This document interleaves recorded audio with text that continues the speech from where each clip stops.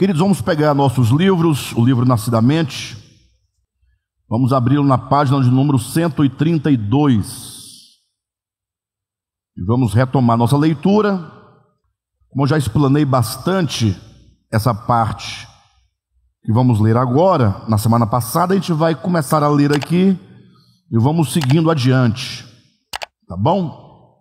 Diz assim, queridos, página 132, a partir do segundo parágrafo, no meio da página, onde começa com a palavra afinal. Continuando, afinal a justificação ocorre na consciência do homem, no sentido de ajustá-la ao bem, ao justo, ao belo. Isso é importante, queridos, entender que a justificação, ela ocorre, ela acontece. Justificação não é um ato meramente judicial, né? Talvez tenha essa implicação judicial pelo fato de que em Cristo todas as coisas foram realizadas, foram feitas. Logo, a garantia que nós temos de que nós havemos de experimentar a justificação pela fé plenamente encontra-se no fato de que Cristo já a conquistou para nós. Então a justificação, ou melhor, quando Jesus morreu na cruz do Calvário, e ele diz está consumado, toda a obra de Deus, obra essa que Deus há de cumprir e realizar em cada um de nós, já foi realizada plenamente em Cristo, em Jesus Cristo. Então quando Jesus declara tetelestai, que é o famoso está consumado, né? Então, essa palavra está consumado, ela significa literalmente que em Jesus tudo foi realizado. Quer dizer que Jesus, enquanto homem, ele atingiu o ápice da experiência humana quanto à obra de salvação, quanto à obra de redenção, ou seja, Jesus é o homem. Entenda quando eu falo Jesus, essa parte humana da sua humanidade, a humanidade da qual ele se vestiu. Essa humanidade, enquanto homem criado por Deus, alcança plenamente, né, vai até os píncaros da experiência, né, de um homem completamente segundo a vontade de Deus. Portanto, Jesus, agora nesse está consumado, ele é o cumprimento da economia de Deus, é o homem ideal, né? É o homem segundo o qual todos nós devemos ser conformados a ele.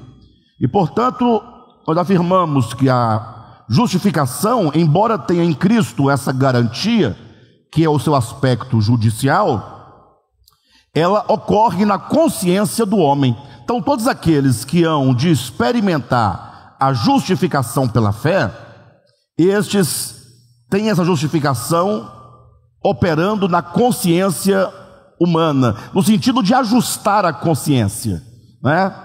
Não sei, antigamente quando a gente comprava uma televisão, ou tinha uma televisão, aquelas antenas analógicas, não sei se vocês lembram, né? A imagem era muito difícil, né? Tinha um botão assim redondo, a gente ia girando, até tentar encontrar a melhor imagem, e a melhor imagem ainda era péssima, né? Era horrível. Aí depois vieram essas novas antenas, agora as antenas digitais e etc, e os televisores cada vez melhores, a tecnologia. Hoje nós temos uma sintonia fina, né?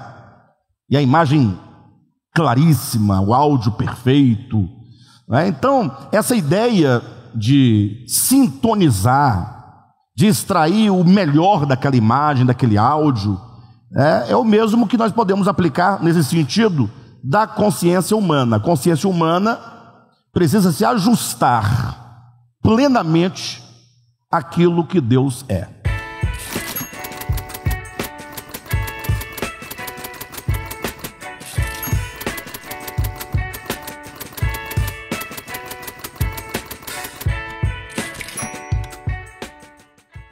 Isso é tão interessante. Hoje eu assisti a uma reportagem e por um momento eu fiquei assim muito aflito, né? Meu espírito ficou agitado dentro de mim. Não sei se quando vocês acompanharam uma pessoa que deixou um filho na casa de um casal amigo, vizinho. A mãe foi viajar, o filho precisava ficar em algum lugar. Como ele tinha um vizinho amigo, um casal, deixou com o casal. O fato é que encontraram a criança morta com sinais de profunda violência. E o casal desapareceu, fugiu. Mas aí a polícia encontrou o casal. Quando a polícia então estava trazendo o casal para a cidade e para a delegacia da cidade, uma multidão de mais de 500 pessoas, umas 1000 pessoas, era um quarteirão inteiro, cercou a viatura de polícia, arrancou o casal, né, o suspeito lá de dentro, matou o homem, lincharam o homem até a morte, e a mulher foi ferida e foi para o hospital e está lá também nessa situação. E eu vendo aquela cena, já não bastava a cena da brutalidade humana, mas aí pesaram-me duas coisas. A primeira é que aqueles que não participavam, porque tudo foi filmado, era que aqueles que não participavam diretamente do linchamento filmavam, outros vibravam. Era uma vibração total, vendo o linchamento de um ser humano. E isso é uma consciência totalmente desajustada, porque ela não tem nenhuma relação com o Evangelho de Jesus Cristo. Mas o problema maior, num segundo momento que me pesou muito, foi eventualmente eu me pegar cogitando que, embora seja algo fora da lei, mas é um merecimento que o cara tem em razão do mal que ele cometeu. E isso é um desajuste da minha consciência também, porque não estou completamente convencido e tomado, né, de uma revolta no espírito contra a maldade humana. A consciência nossa precisa desse ajuste completamente. Vez ou outra nós olhamos para uma situação e queremos justificar aquele ato de crueldade, aquele ato de maldade, ainda que seja realizado em nome da justiça. Porque nós queremos abrir uma janela na consciência para ventilar, né, justificando, não, mas tem que haver justiça, afinal de contas, né? Ficamos tentando justificar as coisas, mas o fato é que deveríamos nós, ao vermos essas coisas, sermos tomados por aquele espírito e aquele sentimento lá do Sermão da Montanha: bem-aventurados os que choram. O que quer dizer bem-aventurado os que choram? Afinal, nós choramos por muitas coisas, né? Choramos de raiva, choramos de ódio, choramos de tanto rir do outro, da desgraça alheia, sorrimos tanto que chegamos a chorar. Afinal, choramos, né, os nossos próprios problemas que nós mesmos causamos. O que significa bem-aventurados os que choram? Porque os que choram são bem-aventurados. Os que choram não quer dizer qualquer um que chora qualquer tipo de choro, mas é aquele choro da alma, do sofrimento, em ver o quanto que a humanidade sofre, enquanto que a criação de Deus está degradada. É aquela pessoa que nutre na sua alma o desejo pela verdadeira justiça, não é? Como diz, aqueles que têm fome e têm sede de justiça, não a minha justiça, não a justiça humana, mas a justiça que procede do justo, que procede de Deus. Então deveríamos nós sermos tomados desse sentimento, a ponto de, ao vermos as maldades, o sofrimento humano, a condição humana, nos compadecermos, termos compaixão, sofrermos juntamente a dor do outro, não é? Então, quando falamos, portanto, de justificação pela fé, queremos dizer, primeiro ponto, justificação, a necessidade que a consciência humana tem de ser ajustada. E vamos agora nos encaminhar para entender que esse ajuste só é possível que ele aconteça por meio da fé. Ok? Seguindo, portanto, na nossa leitura, diz assim: afinal a justificação ocorre na consciência do homem, no sentido de ajustá-la ao bem, ao justo, ao belo. Por isso, vestindo-se da humanidade, Cristo submeteu a consciência humana à mais severa disciplina, ensinou-lhe a obediência e destruiu na carne o pecado, como está escrito: visto, pois, que os filhos têm participação comum de carne e sangue, desses também ele igualmente participou, para que por sua morte destruísse aquele que tem o poder da morte, a saber, o diabo. Queridos, que maravilha! Veja, se o homem, humanidade, o homem em Adão, ele está desajustado na sua consciência, e quando fala em Adão, são todos os homens nascidos de Adão. Não há nenhum homem nascido de Adão que tenha uma consciência diferente. Lógico que há muitos que desenvolveram ao longo do tempo o melhoramento de suas consciências, sim, mas o fato é que todos os homens, ao entrarem na humanidade, eles já trazem consigo a inclinação, a memória da psique humana, da humanidade, da queda, do erro, do pecado. Quando então Cristo se veste dessa humanidade, essa humanidade da qual ele se reveste, devemos nos lembrar claramente disso, não é uma humanidade diferente da humanidade de todos os homens. Porque seria um engodo, na verdade, seria uma mentira se o Cristo de Deus se revestisse de uma humanidade totalmente isenta da possibilidade do pecado. Então ele se veste de uma humanidade em fraqueza. Tanto é que o verbo se faz o quê? Se faz carne. E como devemos entender a palavra carne? Carne quer dizer de todos os elementos e criaturas criadas por Deus na criação, a carne é o último elemento, o elemento fundamental, básico, elementar, rudimentar, que na sua fraqueza já é, por natureza, inclinado ao que é terreno, é inclinado ao que é rasteiro, é inclinado ao erro. Lembra daquele texto que Jesus diz assim para os discípulos, para 3 de seus discípulos, ele fala: orai e vigiai, porque a carne é fraca, mas o espírito está pronto. Então o espírito no homem é o elemento sublime, divino, mas a carne é fraca, é uma carne tendenciosa, e é dessa carne que o Cristo de Deus se reveste. Logo, uma vez revestido dessa matéria, dessa carne propensa à queda, ele agora vai ter que, de duas uma, o que vai acontecer: ou ele será vencido pela carne, que ele vai ter que viver segundo as fraquezas humanas e não como Deus, ou ele será vencido, e aí seria mais um Adão vencido pelo pecado, não daria nada, não daria nada positivo de salvação para a humanidade.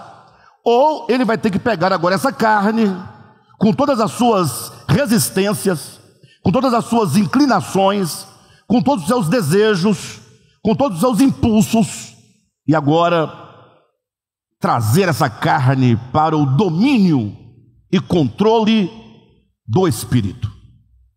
E é isso exatamente que o Cristo de Deus faz.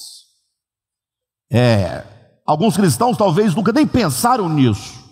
Alguns que já pensaram, acabam pensando que Jesus não estava sujeito ao pecado. Ora, como é que não estava sujeito, se ele foi tentado em todas as coisas à nossa semelhança? Que tentação é essa que não dava a ele essa possibilidade?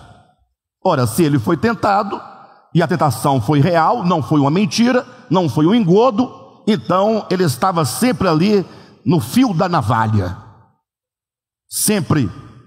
Só que devemos sempre ressaltar: ainda que tentado em todas as coisas, ele não conheceu o pecado. Por isso que ele pode dizer que ele venceu a carne, que ele venceu o pecado, que ele venceu o mundo. A vitória de Cristo só é uma vitória real porque ele teve uma luta real e ele teve uma vitória real e absoluta sobre todas as coisas negativas. Ele vence como homem.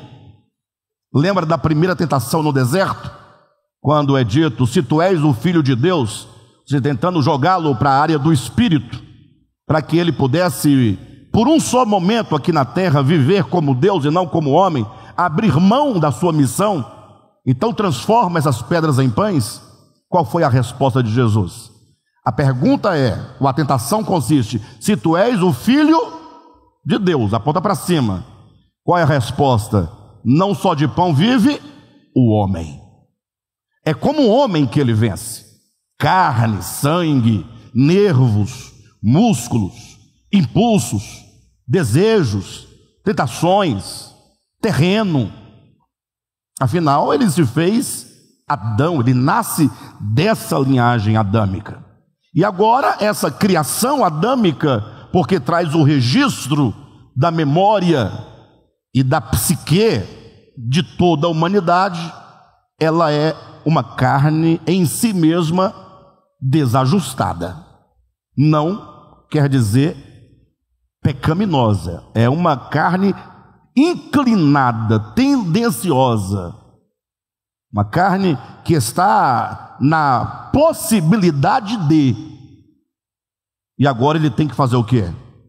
Trazer essa carne para o domínio do Espírito, para o controle do Espírito, colocá-la completamente sujeita ao reino de Deus. E isso não se daria sem sofrimento, sem renúncia.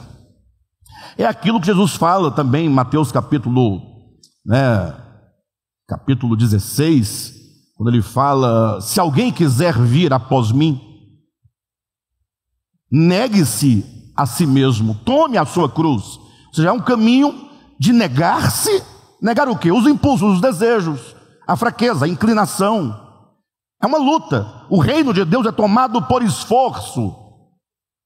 Isso não significa absolutamente, queridos, alguém vai dizer, não, está vendo aí pregando que a salvação é por meio de... Não, nada a ver. É porque o caminho é estreito.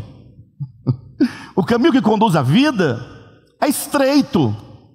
Só existem dois caminhos: o caminho largo, que conduz à perdição, e o caminho estreito, que conduz à vida. Não tem um terceiro caminho. E se você tomar o caminho da vida, é estreito. Esse caminho vai exigir abnegação.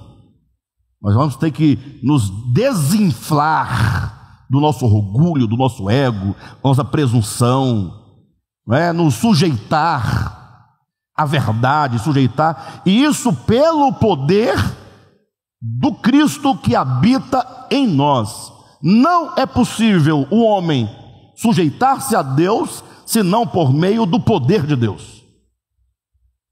Por isso Paulo fala que nós devemos nos revestir, do novo homem. Nós devemos ser enchidos interiormente, no homem interior, com o poder de Deus, esse poder que nos capacita. Devemos nós colocar a nossa alma no Espírito. Andai no Espírito e jamais satisfareis a concupiscência da carne, os desejos da carne. Então Cristo fez esse trabalho nessa humanidade em Jesus, trazendo, por isso que nós dissemos aqui, que revestindo-se da humanidade, Cristo submeteu a consciência humana à mais severa disciplina, ensinando-lhe a obediência, e destruiu na carne o pecado. Vamos ler esse texto bíblico? Abra sua Bíblia aí no livro de Romanos, capítulo 8. Esse texto é maravilhoso. Romanos, capítulo 8, versículos 3 e 4. Romanos 8, 3. Porquanto o que fora impossível à lei, no que estava enferma pela carne. Qual a relação aqui? A lei, ela queria e exigia do homem o quê? Santidade, justiça, perfeição. Quando a lei diz, não faça isso, não faça aquilo outro, e ela vai definindo, faça isso, faça deste modo, ela está exigindo do homem algo, só que ela não obteve êxito. A lei não obtém êxito, ela apenas exige. Então, o que for é impossível à lei. E por que a lei não conseguiu? Porque ela estava enferma pela carne. Enferma quer dizer, a lei estava enfraquecida, a carne enfraquecia o poder da lei, as implicações da lei. Ou seja, a lei falava, mas a carne, no sentido negativo, muito forte, contra, né, a perfeição da lei, a justiça da lei, a santidade da lei. Então a lei estava enferma pela carne. Então isso que for impossível, isso fez Deus. Então é Deus quem realiza isso. De que maneira? Ele realizou isso, ele fez enviando o seu próprio filho. Então ele envia o filho em semelhança de carne o quê? Pecaminosa. Ou seja, ele se fez em semelhança de carne, então não era carne, era algo semelhante à carne. O texto não diz que ele se fez semelhante à carne. O verbo se fez carne. Aqui diz que enviou seu filho em semelhança de carne pecaminosa. A carne de Cristo era tanto quanto a carne de qualquer ser humano, fraca. A nossa carne, além de fraca, é pecaminosa, porque ela não somente já experimentou o pecado, como experimenta constantemente o pecado. Então, olhando para Cristo, o homem, o Jesus, e para qualquer outro, você não via diferença. Você poderia até eventualmente julgá-lo pecador pela aparência, porque aquela carne não veio revestida de nada exteriormente que pudesse falar, não, é uma carne sem pecado. Então aqui a semelhança não é semelhança de carne, mas semelhança de carne pecaminosa. O adjetivo é que restringe aí o adjetivo, tá? Então, isso fez Deus enviando o seu filho em semelhança de carne pecaminosa. E no tocante ao pecado, Deus enviou seu filho no tocante ao pecado, numa relação para com o pecado, nessa possibilidade para lutar contra o pecado, para então vencer o pecado. Por isso é dito então, e com efeito condenou Deus na carne o pecado. Então o pecado ele é condenado quando na carne ele é vencido. Todas as inclinações que desejavam levar o Cristo para o pecado foram vencidas na carne. Cristo ele exerceu domínio sobre essa inclinação. E a carne, portanto, ao ser ali crucificada, símbolo maior da destruição da carne ou da sublimação da carne, é dito que Deus condena na carne o pecado. Então, o pecado é vencido na carne de Jesus. Por isso que ele abre neste homem, do qual ele se reveste, um novo e vivo caminho, uma nova possibilidade. Este homem pode agora retornar a Deus. E então o versículo seguinte diz, no versículo 4, a fim de que, ou seja, ele condenou na carne o pecado, a fim de que o preceito da lei se cumprisse em nós. Como assim? Uma coisa é o homem tentando cumprir os mandamentos da lei. Impossível. Leia Romanos capítulo 7, você vai perceber que toda vez que o homem tenta cumprir a lei, ele descobre que há dentro dele uma outra lei que o faz prisioneiro da lei do pecado e da morte. Então, quando o homem tenta cumprir a lei, não consegue. Só que a lei não é algo que você diz, não, Deus descartou a lei. No Novo Testamento não há mais lei. Já ouviram isso? A nova aliança não tem lei. Ora, como assim não tem lei? Quer dizer que o não matarás agora, o não adulterarás, ele agora foi, ele foi extinguido? Ou seja, ele foi agora permitido? Há uma permissão agora porque não há lei? Se não há lei, não há nada, você pode fazer o que você quiser, não há lei, não há nada que defina. Devemos entender que uma coisa é o regime da lei no Antigo Testamento, que tinha o regime da lei, que o homem vivia debaixo desta lei. E agora o homem, Jesus, ele vence o pecado, e uma vez que ele vence o pecado, o que acontece? A lei se cumpre em Jesus. Não é ele que cumpre, é a lei que se cumpre. A lei agora se torna algo normal e natural para aquele cuja consciência está ajustada a Deus. Então, por exemplo, digamos assim, vamos colocar um mandamento qualquer aqui: não matarás. Quando acontece de você, por meio do Espírito de Deus, experimentar a justificação, não é uma questão agora de você se esforçar para não matar. É uma questão que você tem uma consciência de não violência, de não morte. Então lhe é natural não matar. A lei se cumpre no homem. Ou seja, o homem justificado, ele não tem outros deuses além do nosso Senhor. Esse homem justificado, ele não mata, ele não rouba, ele está no descanso de Deus. Ou seja, todos aqueles mandamentos lá que eram apenas 10, o dízimo, né, de tudo o que é possível, agora se torna algo. O homem não tem por que se preocupar com a lei, porque o projeto de Deus não é nos incentivar a nos tornarmos melhores. O objetivo de Deus não é nos fazer imitá-lo do ponto de vista da mimese, da mímica. Não, é que o velho homem morra e que agora nasça um novo homem. Este novo homem tem uma nova consciência, tem um novo coração. Logo estamos falando do que ele é e não do que ele faz. O que ele faz é só o resultado daquilo que ele é.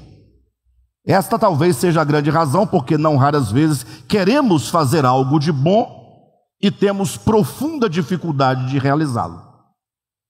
Até começamos assim, tal, mas daqui a pouco estamos lá no meio, mergulhado no lamaçal, não é? Por quê? Porque estamos tentando realizar algo que nós ainda não somos.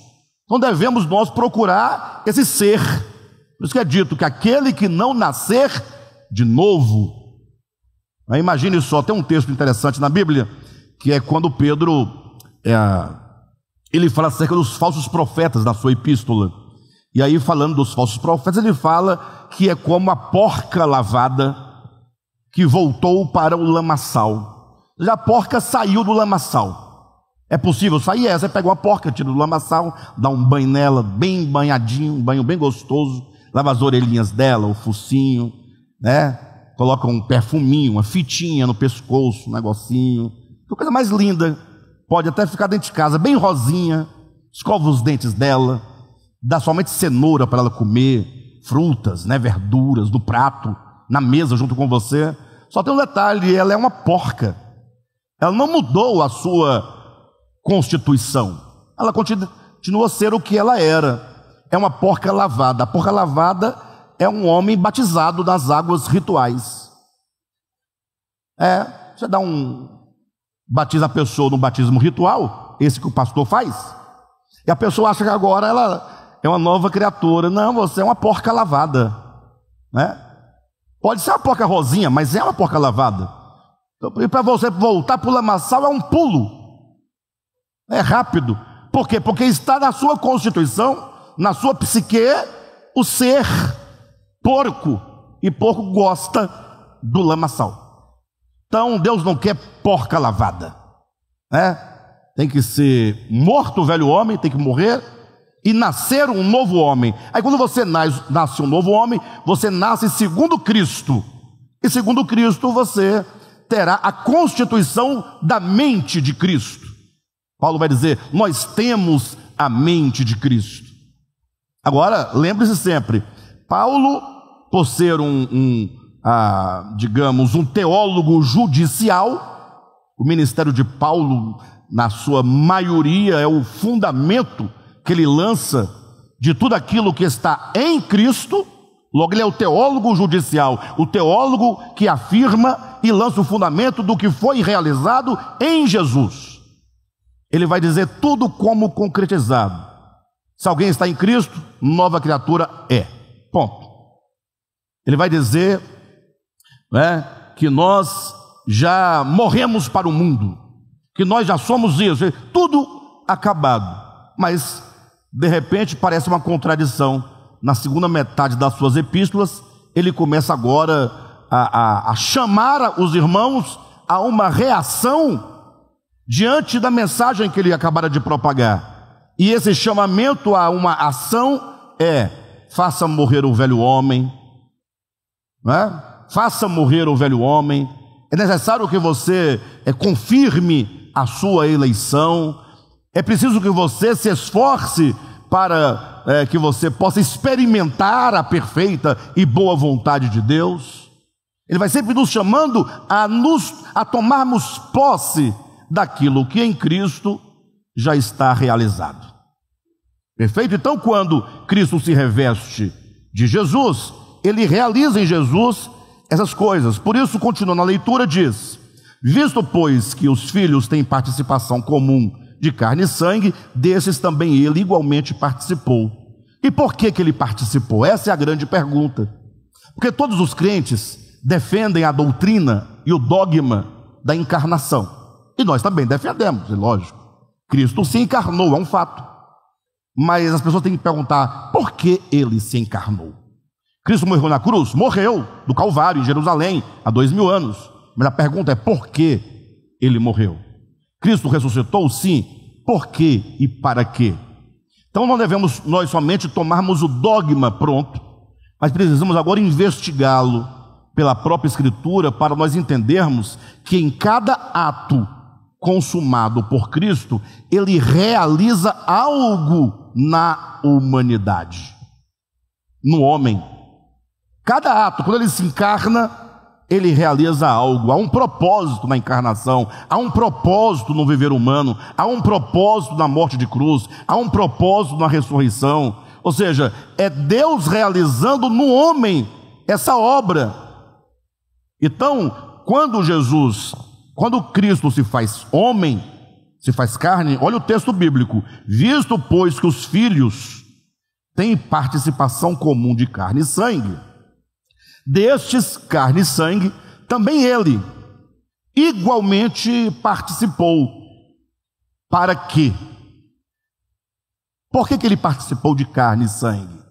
Eu sempre insisto, na minha mente limitada, que Deus poderia arrumar um outro modo de salvar o homem. Lógico que eu sei que não havia outro modo. Sei hoje pela Escritura, pela revelação de Deus. Mas é porque a encarnação, fazer-se homem, é um processo doloroso. Vocês não têm ideia.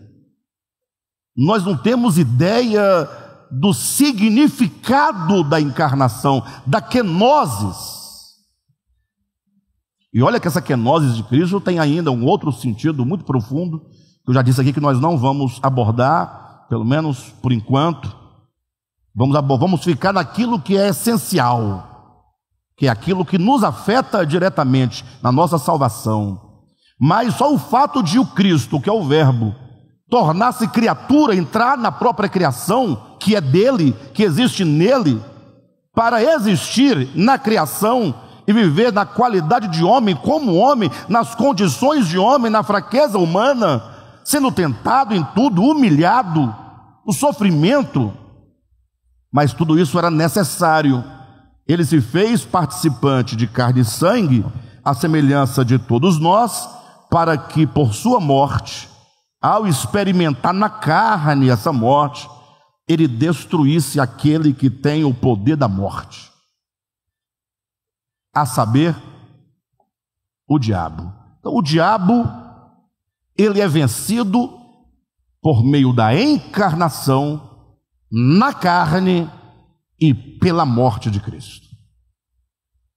E isso está tão claro porque no primeiro livro da Bíblia, em Gênesis capítulo 3, está dito com todas as letras, né? Como seria essa salvação. Então logo o homem cai, se torna pecador, vem a promessa de salvação. A primeira proclamação do Evangelho se dá pelo próprio Deus, quando diz: a mulher dará à luz, né, a um varão, a um descendente, e este esmagará a cabeça da serpente.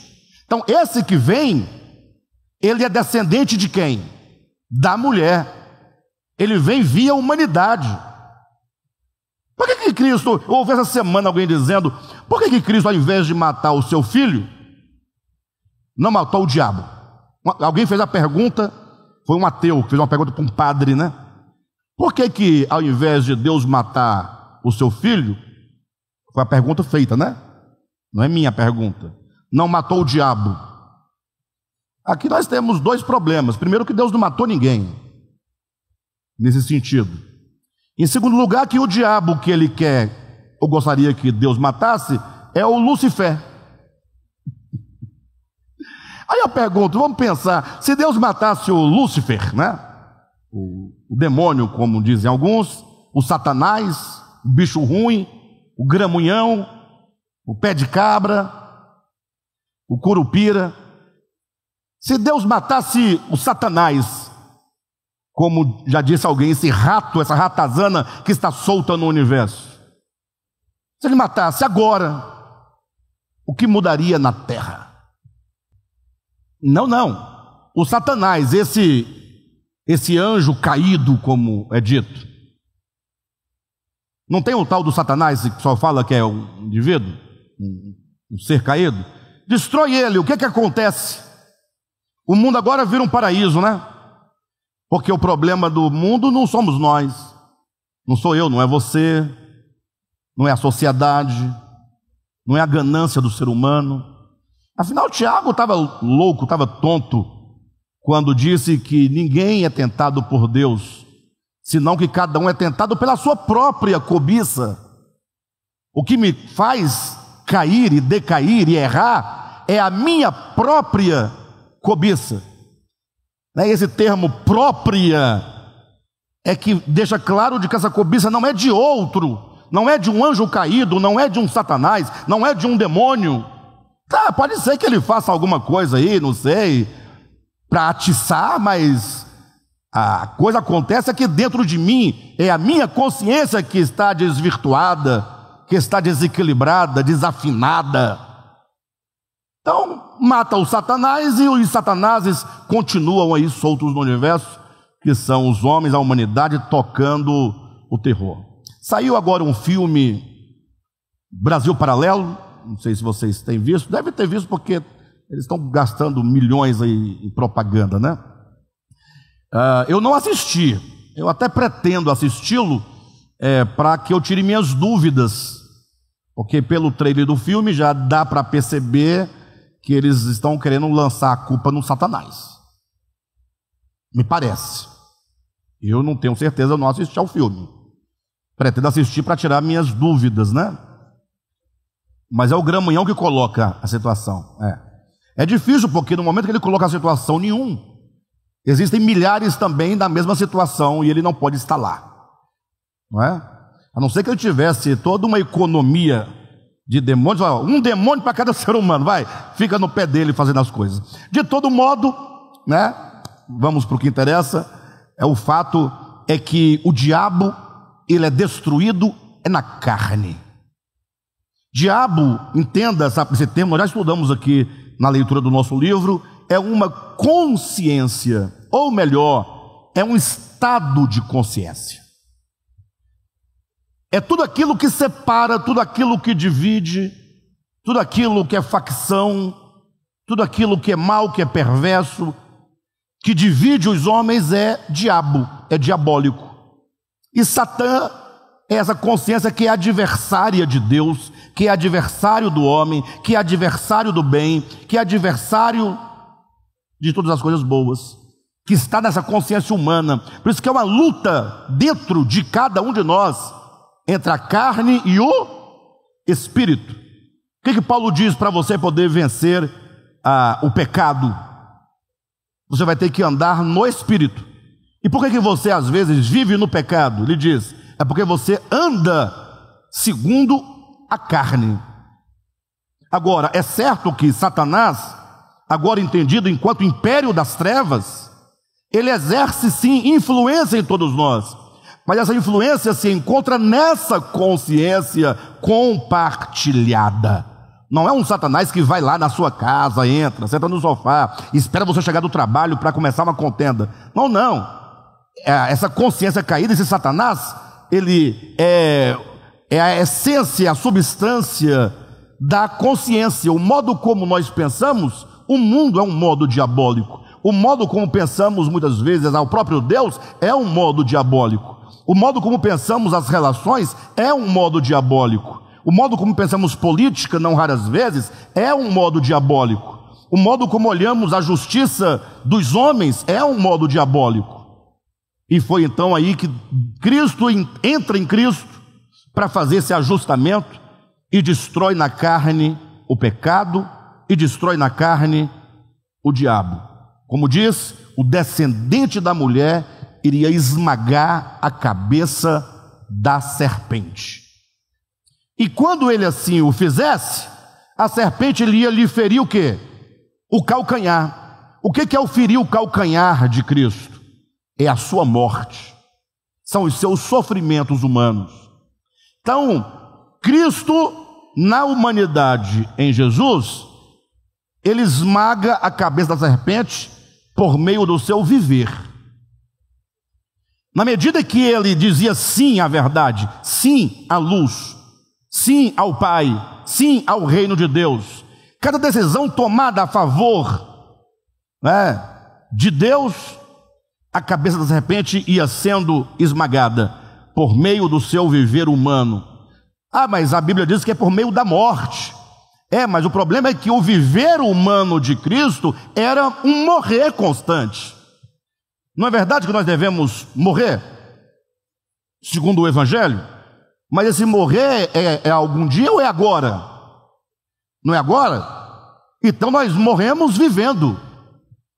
Na medida que você vai vivendo a verdade, vai vivendo o Evangelho, toda vez que você diz sim ao reino de Deus, sim à sua justiça, sim à verdade, sim à bondade, sim à mansidão, sim à justiça de Deus, você está morrendo, vivendo. Por meio do viver humano, ele esmaga a cabeça da serpente. E a serpente lhe fere o calcanhar, causando-lhe sofrimentos até a morte. Entenderam bem? Isso se cumpre, portanto, lá é o cumprimento da profecia de Gênesis capítulo 3, versículo 15. Que maravilha, né?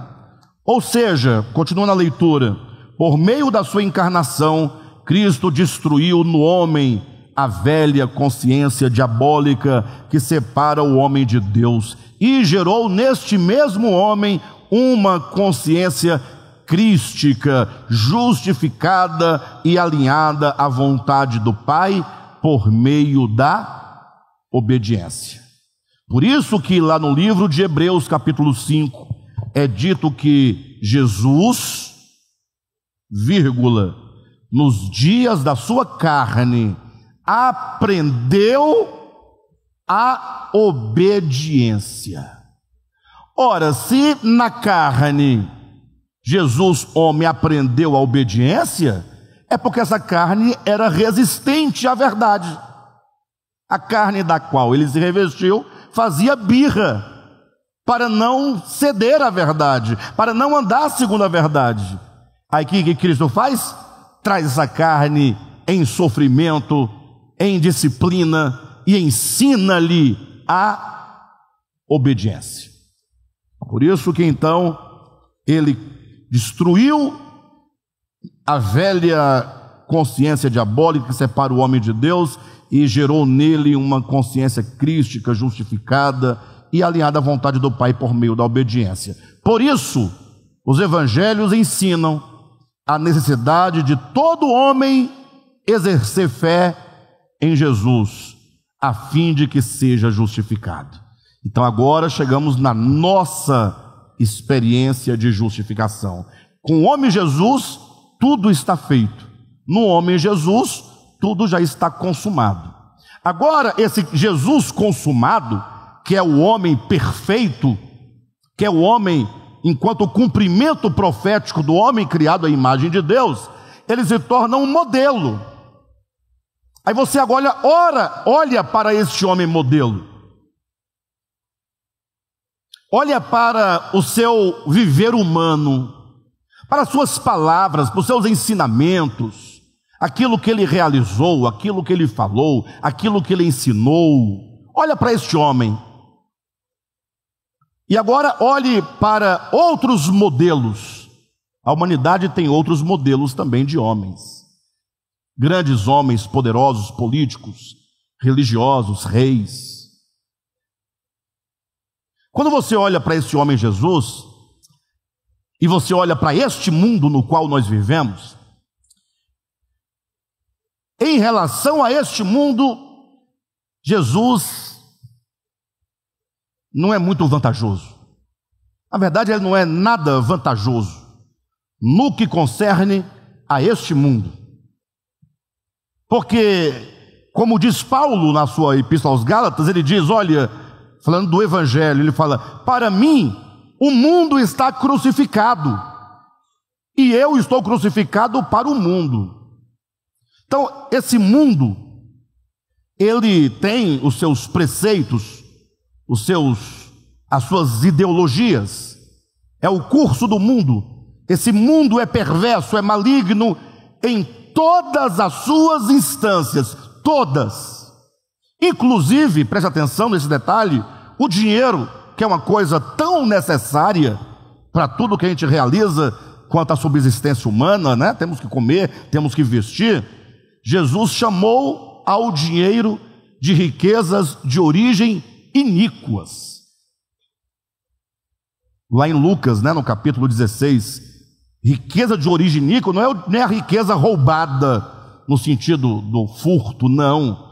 Quer dizer que as bases desse sistema econômico das riquezas humanas são perversas. Então esse mundo, quanto a mundo, ele não tem nada de bom. A justiça humana é diabólica. A política humana é diabólica. A religião humana é diabólica. O conceito e a estrutura de nação é diabólico. Tudo no mundo é diabólico. Em suma, como diz João na sua epístola, o mundo jaz no maligno. Aí você agora olha para esse mundo onde você vive, tantas aspirações nós temos aqui, o quanto nossas raízes não estão aqui radicadas nesse sistema, nesse mundo perverso. É aquilo que Deus fala para Abraão. Abraão morava em Ur da Caldeia, na Mesopotâmia. Ele diz, olha, ele nasceu lá, seus pais nasceram lá, suas raízes estavam lá, tudo estava lá. E Deus fala, sai da tua terra. Olha que Abraão é o símbolo da fé. Estamos falando disso. Sai da tua terra. Ele tinha que ser arrancado da terra. Entenda que a história de Abraão deve ser lida no sentido do evangelho e não no mero sentido histórico. No mero sentido histórico é só uma historinha. Agora, no sentido simbólico do evangelho, está dizendo, esse homem que será salvo por meio da fé, justificado por meio da fé, ele não tem como ser justificado se as suas raízes estão plantadas no mundo. Tem que ser arrancado completamente e ser plantado numa boa terra, numa outra terra, numa terra sagrada, numa terra divina. Implica o morrer para o mundo e o nascer para Deus. Então, quando Paulo olha para o mundo, ele fala da sua experiência de justificação pela fé em dois sentidos, para não deixar brecha de nenhum tipo de relacionamento. Ele diz, quanto a mim, eu estou crucificado para o mundo. Tenho nada com o mundo. E o mundo está crucificado para mim. Então, não tem como dissolver essa separação. dissolver a separação, ficou bem paradoxal, né? Mas é mais ou menos isso mesmo. Não tem como desfazer isso, porque o mundo está crucificado para Paulo, Paulo crucificado para o mundo. Ou seja, esse modelo de mundo, de humanidade, ele é totalmente abandonado por Paulo. Totalmente, inclusive do ponto de vista religioso. Ele vai dizer que tudo aquilo que ele era, do ponto de vista da religião, fariseu, da tribo de Benjamim, seguidor da lei, irrepreensível segundo a lei, tudo aquilo ele largou para trás como esterco, por causa de Cristo. Cristo se tornou para Paulo o modelo. Mas não é uma questão, e aqui é onde está toda a minha angústia. A minha angústia enquanto a mim, na minha experiência, e a minha angústia que agora aumenta muito mais na minha responsabilidade de comunicar isso para a igreja, e o modo como eu vou comunicar, e as minhas dificuldades de comunicar, porque são coisas, são realidades espirituais que não podem ser manipuladas como objetos. Eu poderia dar para vocês uma água benzida ou orada, uma água abençoada, não poderia? Poderia dar uma rosa abençoada, poderia colocar, vamos estabelecer 30 dias de jejum, mais do que de Daniel, ele foi 20, a gente faz 30, que nós somos muito melhores do que ele. Poderíamos fazer tantas coisas, mas nada disso resolve. A gente dá conselhos bons, até conselhos bíblicos, lê a Bíblia, lê Provérbios, mostra, mas isso não altera. Há quantos anos estamos nós ouvindo as coisas boas que devemos fazer e realizar, e nós não estamos conseguindo? Quando eu falo nós, são os crentes de uma maneira geral. Porque eu não duvido que existem, que os crentes na sua maioria são sinceros filhos de Deus. Estão lutando de acordo com o seu entendimento, para ser melhor, ou para fazer as coisas melhores, ou de um modo melhor. Mas o fato é que não adianta. Os casamentos, se não se desfazem, já estão desfeitos dentro da mesma casa. Perdemos nossos filhos por muitas vezes, ou não raras vezes, nossa responsabilidade, falta de testemunho, de representar a Cristo, de exalar o perfume do Evangelho. Não, tantas coisas difíceis. Onde é que está aqui a questão, né? Onde é que está o problema? Então, as realidades espirituais, elas estão para o espírito humano, e aqui é onde nós devemos parar e pensar e refletir, para entender como que nós vamos alcançar, portanto, essa experiência. Não é uma questão de você simplesmente falar, não, o mundo para mim não é mais modelo, o modelo é Cristo. Sabe quando você... Na minha cabeça vem uns exemplos assim, estranhos, diferentes, mas eu acho que são os melhores, porque os melhores que me vêm, né? Tem outros melhores, mas os meus são esses, não vem outro. Sabe quando alguém entra numa relação, num casamento, um casamento forjado? Antigamente tinha muito casamento forjado. Antigamente as filhas eram prometidas ainda criança, ainda de berço, ainda na barriga. Agora imagina só como é que cresce essa criança, prometida.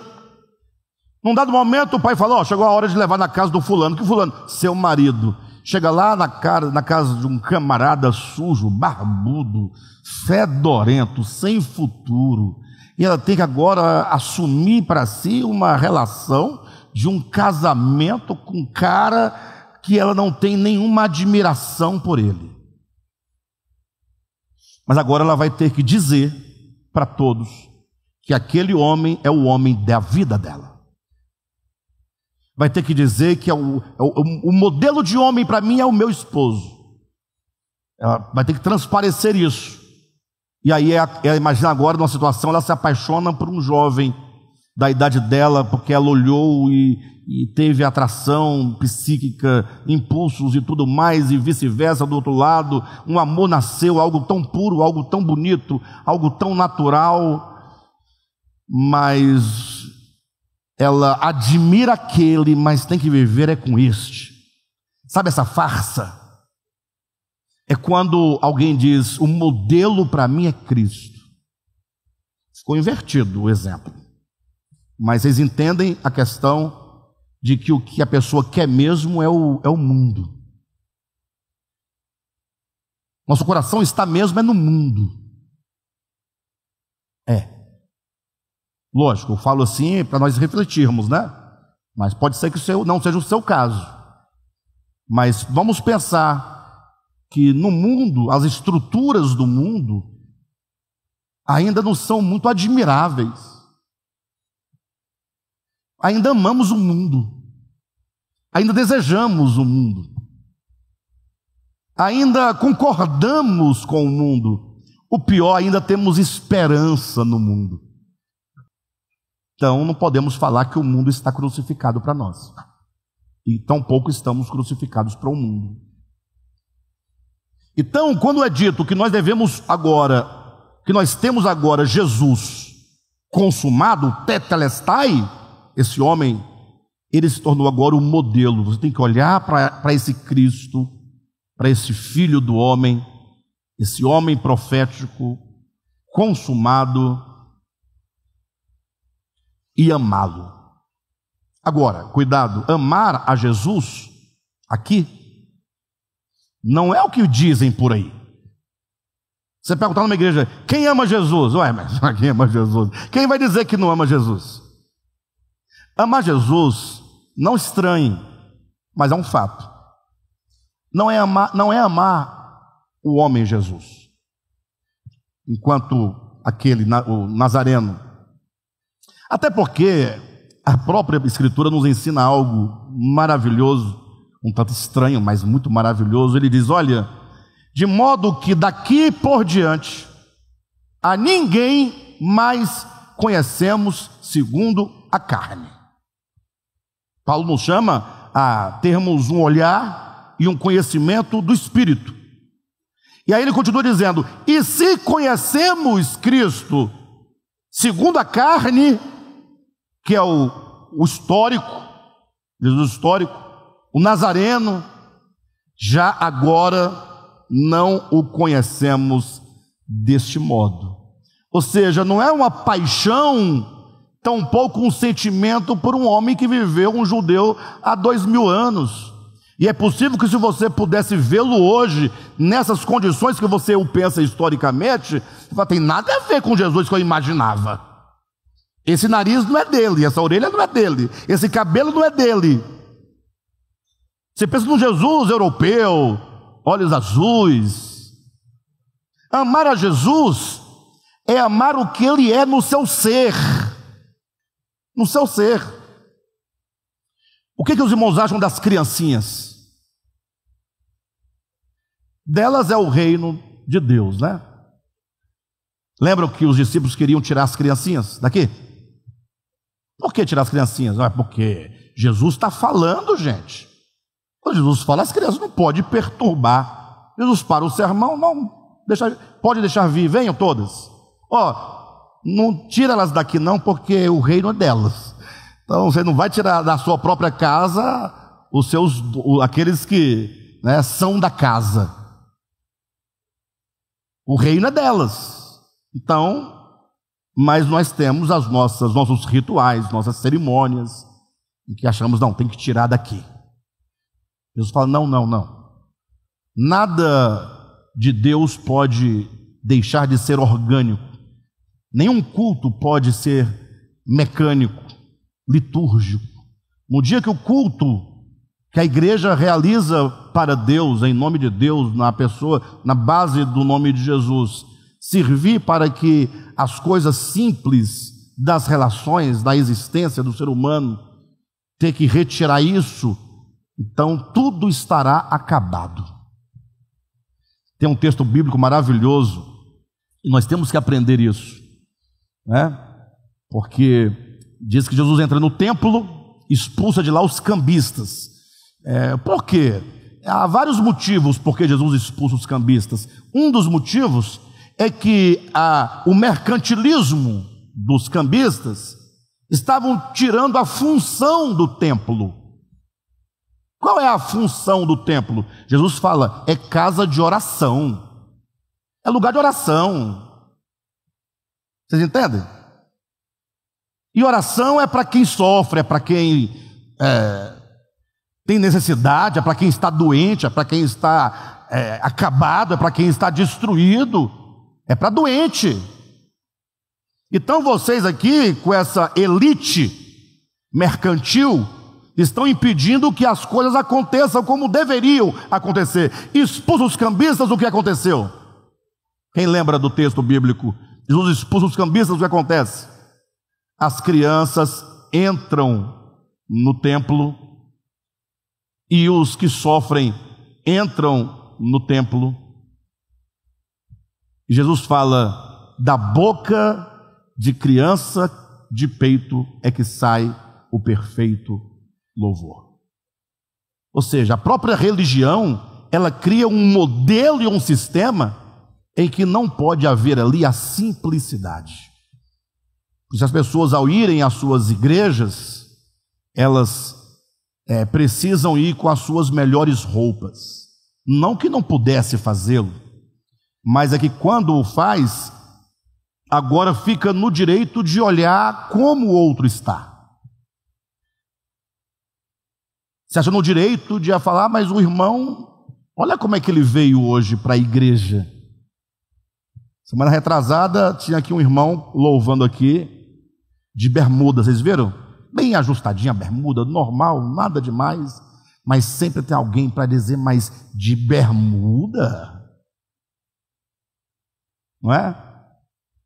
Então, somos agora convidados a olhar a Cristo enquanto um modelo. E esse Cristo precisa ser o quê? Amado naquilo que Ele ensinou, naquilo que Ele é, no seu ser, no seu espírito, e não do ponto de vista do homem histórico.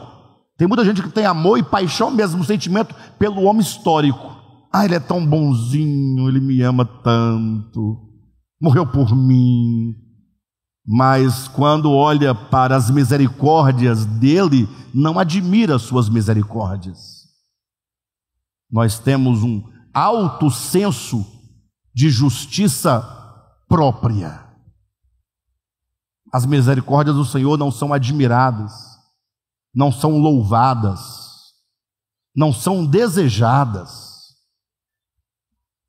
Então, tudo isso significa, se você olhar para o Cristo e não admirá-lo na beleza do que Ele é, e a beleza do que Ele é se manifesta nos seus atributos e nas suas obras e na sua mensagem, logo significa que a sua consciência está desajustada, porque Ele é o modelo. Então, enquanto você olha para o mundo e o mundo é um modelo de sedução, é porque a nossa consciência está ajustada ao mundo. E quanto a Jesus? Jesus, num dado momento, foi colocado numa enrascada.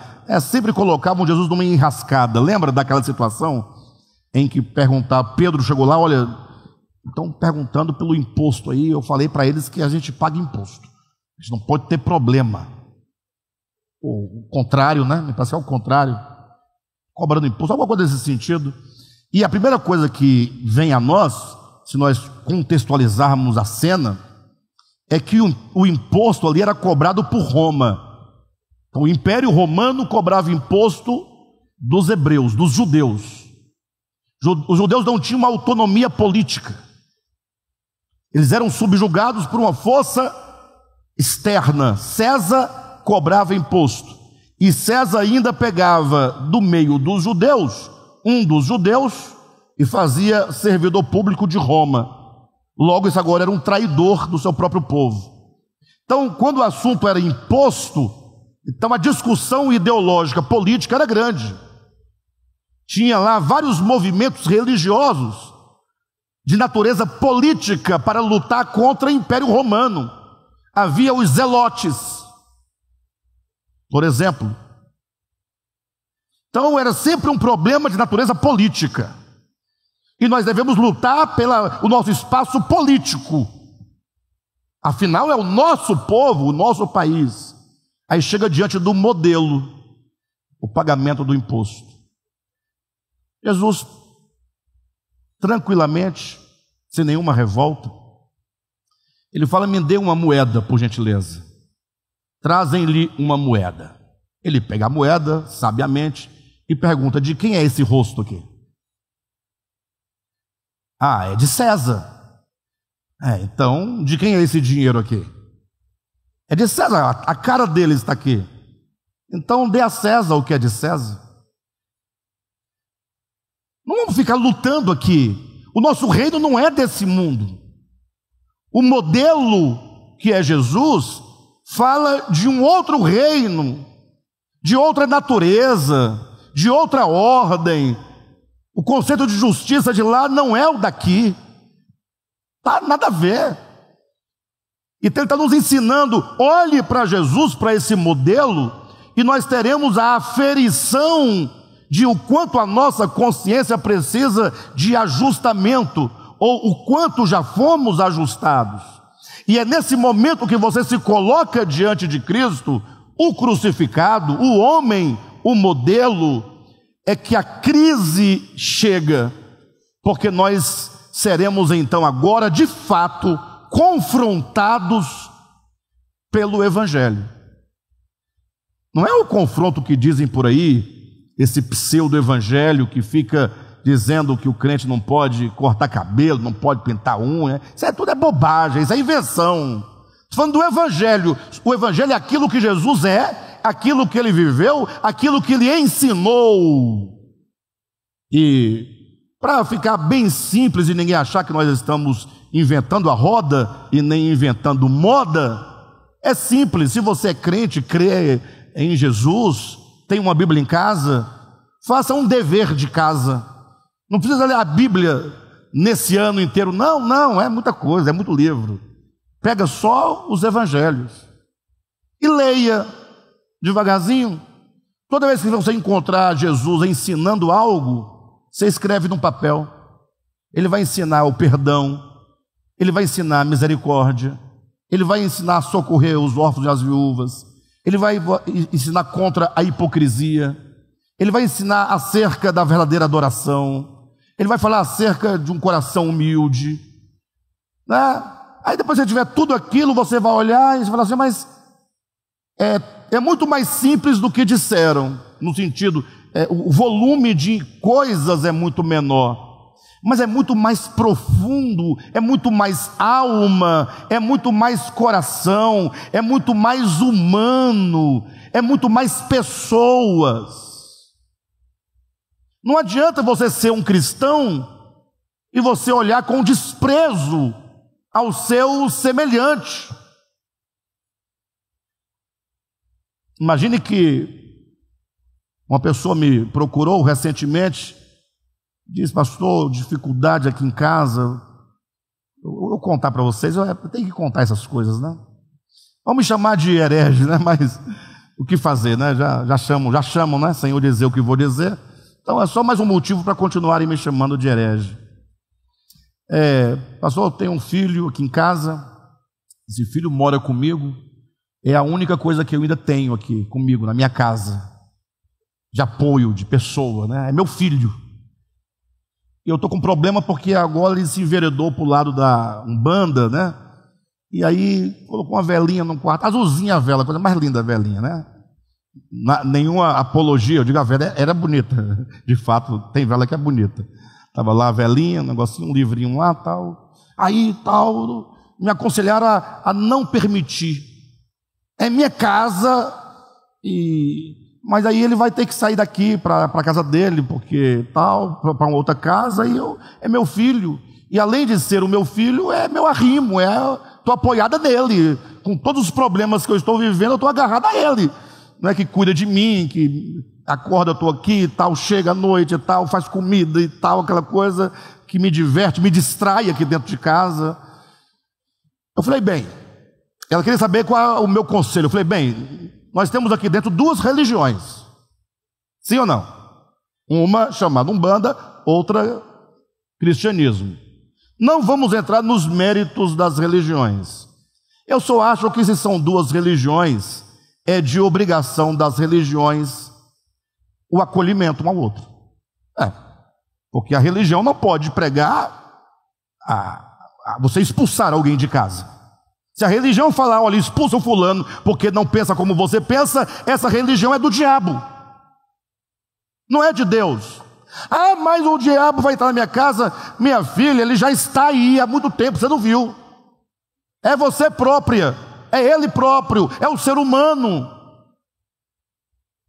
Então, se você quer expulsar o diabo de casa, o demônio, expulsa a violência, expulsa a facção, expulsa a divisão, você estará expulsando o demônio.